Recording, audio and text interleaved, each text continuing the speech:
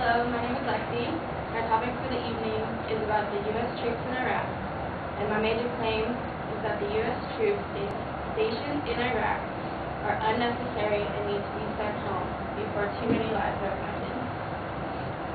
My secondary claims are their primary objectives in the war have been accomplished, so the troops do not have a reason to be in Iraq, and the emotional effects of the war are more costly than the economic effects. When the war started in 2003, the United States had several objectives for the troops set. Those objectives consisted of fighting the war on terrorism, finding weapons of mass destruction, and taking down Saddam Hussein's regime.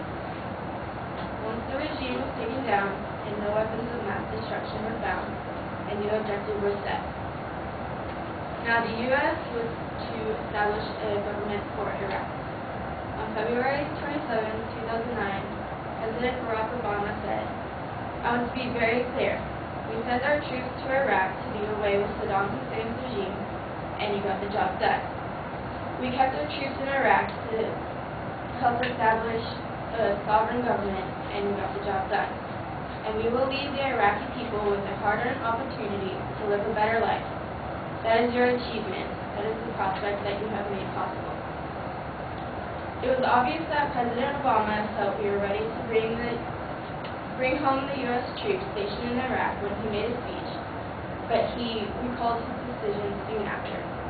His new decision was to deploy another 21,000 troops to provide safety for the U.S. against possible attacks. With the deployment of more troops, it helped push the debt over $1 trillion. On September 12, 2001, could you have predicted spending $1 trillion for wars allegedly fought in response to the tragedy gripping our nation? Not only is the price of the war detrimental to the U.S., but the emotional and physical aspects troops go through can be severe. Some lose their lives, approximately 4,400 U.S. troops already have, while others are changed as a person. Some troops suffer from PTS or post-traumatic stress. Post-traumatic stress is a severe anxiety disorder that can develop after exposure to any event which results in psychological trauma. It is widely known that many troops suffer from post-traumatic stress due to what they have seen and or experienced overseas. Although some do not experience post-traumatic stress, some may endure physical injuries or even become disabled as well.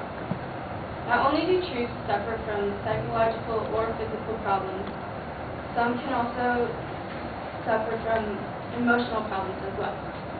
Rick Reyes, a troop who fought in the war, said, "Amazingly, these patrols were all the same, whether I was in the desolate desert near Camp Rhino, the U.S.-led coalition's first strategic foothold in Afghanistan, or stationed outside Iraq. The terrain was different, but what remained the same was the manner in which we carried out missions, the unconscionable acts of violence and collateral damage that followed, and the ever-present paranoia that every Muslim could be a terrorist. The fear took over our troops on an everyday basis. The troops would become violent towards anyone who looked suspicious, and most Iraqis that were targeted were innocent. They realized they had become a changed person, and it has affected how they looked at the war and themselves. Nothing will be able to reverse the harm they have done to those innocent people and the severe emotional stress they have suffered.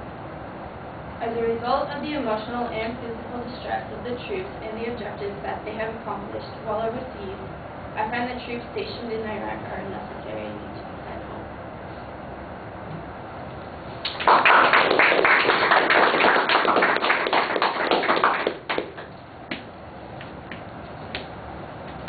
Sorry.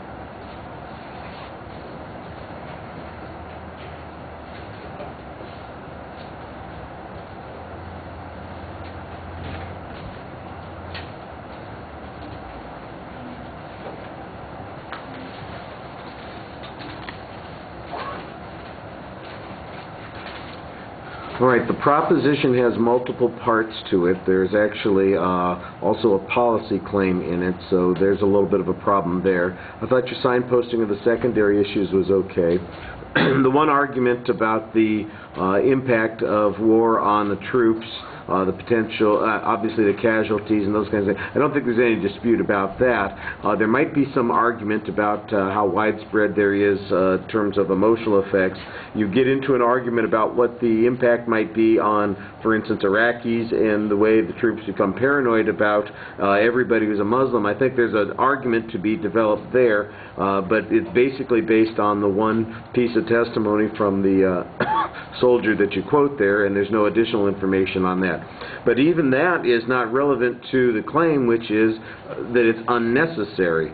So what you need to be focusing in on are security issues.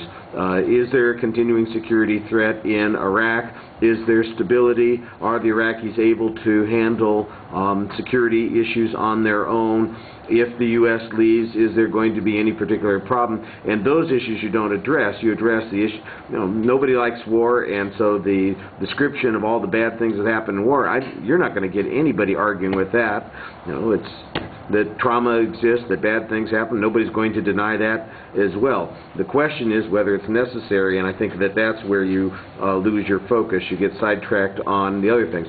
I thought you had a pretty good start on the argument when you quoted Obama arguing that we had met the requirements, we'd taken care of these particular objectives, but those are not, obviously, if the president has deployed another 20,000 troops for U.S. troop security, they don't feel that that objective has been met, so maybe there's a little bit of confusion as to what the true objectives are there. Let's see. So I think you need a little bit more information on that point. All right. Thank you.